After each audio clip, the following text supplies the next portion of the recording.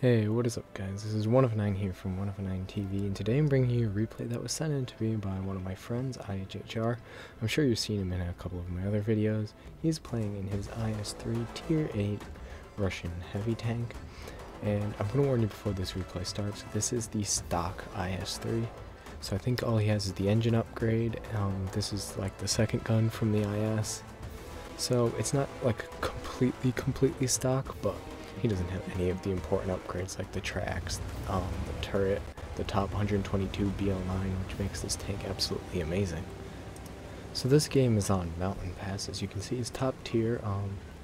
There's a IS-3 on the enemy team, and a Panhard EBR, one of those things. I honestly don't know what he's doing right now. I'm assuming the driver probably thought there was some vodka over here and started heading for it, but don't really know. Anyways, as you can tell, this obviously isn't me controlling the camera because I never keep the camera this close to the tank, but it's up to personal preference. I don't really see any benefit. I just use it so I can see what's going on all the way around me. And there goes a little fast speeding E25 trying to get up to the front. He's following this VK4503, and somebody starts shooting, so he doesn't have sixth sense, so we don't know if he's been spotted, but somebody has been spotted and somebody is attempting to take them out. He's heading around the long way, around the corner of the little hill right here, so he can't actually be shot. He runs into the VK4503. Doesn't really make much of a difference. And yep, now he's just gonna head up to the corner where everybody goes normally on like J3. It's a really good spot for an IS-3 because you don't have to worry about gun depression or gun elevation. Unlike, I mean, the Iceberg Road, you can kind of have to worry about the gun elevation. The IS-3 doesn't have great elevation on the gun. So there we go, there's this first tank spotted, and it's a T-20. The Panhard EBR is all the way over there, so who really cares? He was going to head up to the corner, and there's their IS-3. And if you look at the hit points of the IS-3, you can tell that that is a fully upgraded IS-3. It's VK3601H, and he's already taken one shot from the T44-100.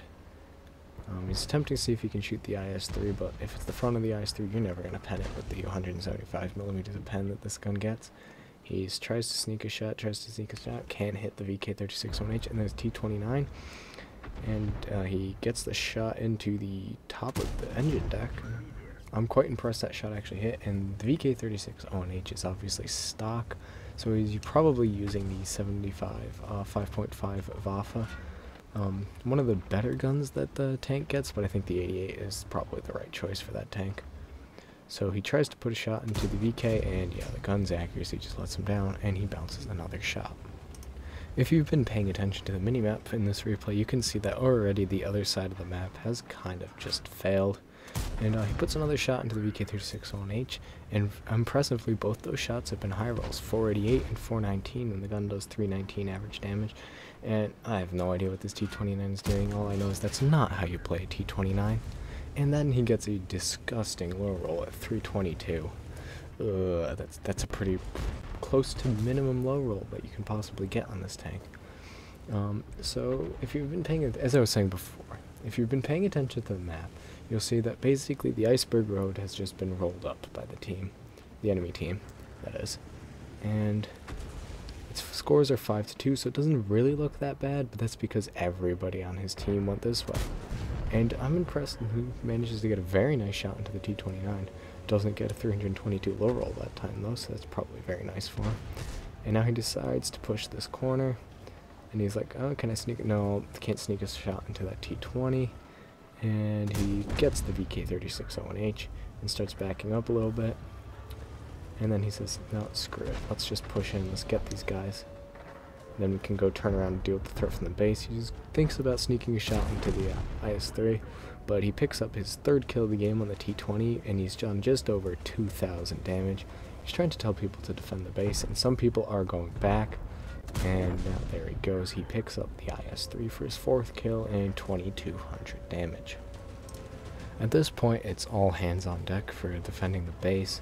So everybody was here, so that the IS-3, IHR, T44-100, Tiger 1, and the VK4503, they all turn around and head back to go defend the base.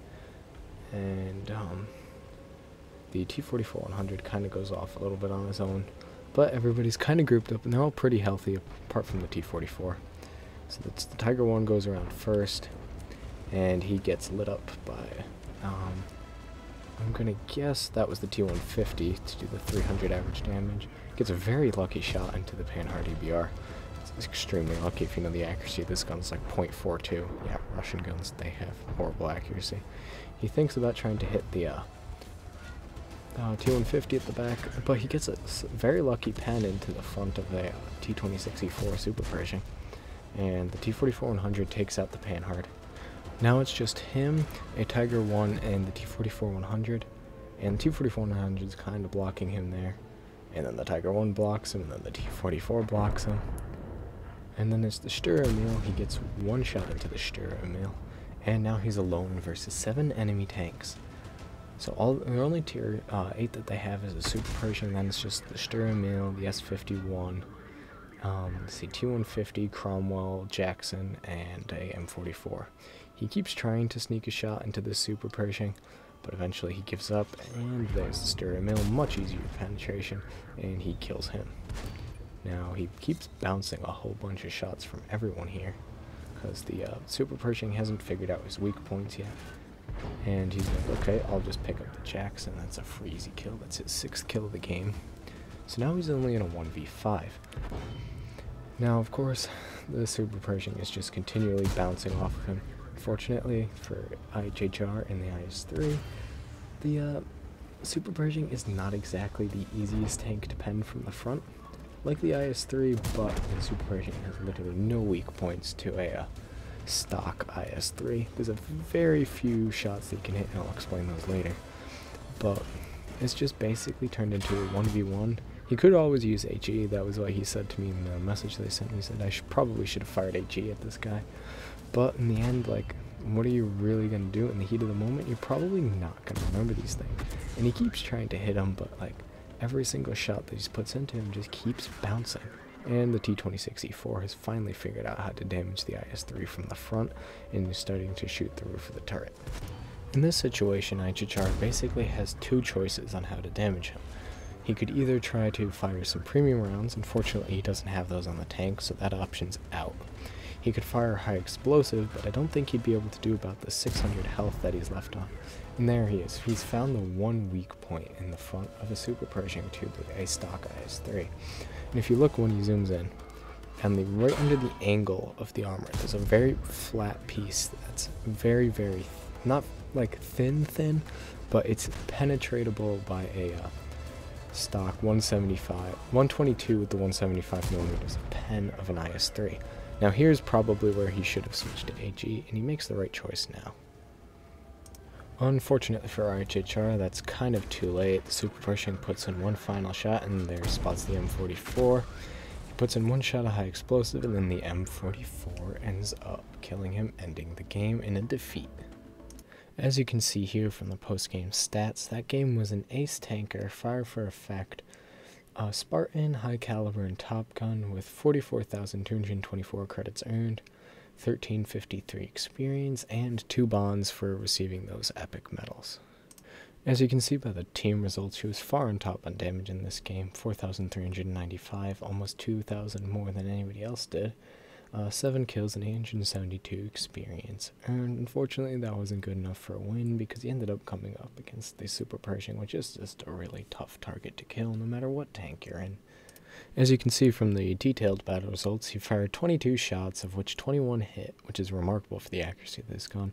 Unfortunately, only 14 penned, and one of those was splash damage. He did 4,395 damage, and he received 23 hits, 5 of which penned and 17 did not pen. He received 4 hits as a result of splash damage, and he blocked 3,895 damage with his armor. He damaged 9 enemy tanks, destroyed 7, and he made a profit of 11.3k credits without a premium account, and made a total of 1,353 experience for this game. Anyways, thank you all for watching, and thank you to IHHR for sending me this replay. I was thoroughly impressed with it. Don't forget to keep the replays coming. I'm always looking for replays for you guys to send in. I thoroughly enjoy watching them and featuring them. I have plenty of room for more replays in my upload schedule. Anyways, thank you all for watching. I'll see you next weekend. That probably will be a Strongholds video. Don't quote me on that. But if you don't like Strongholds videos, the weekend after that will definitely not be a Strongholds video. Anyways, have a nice day. Thanks for watching. Don't forget to like and subscribe.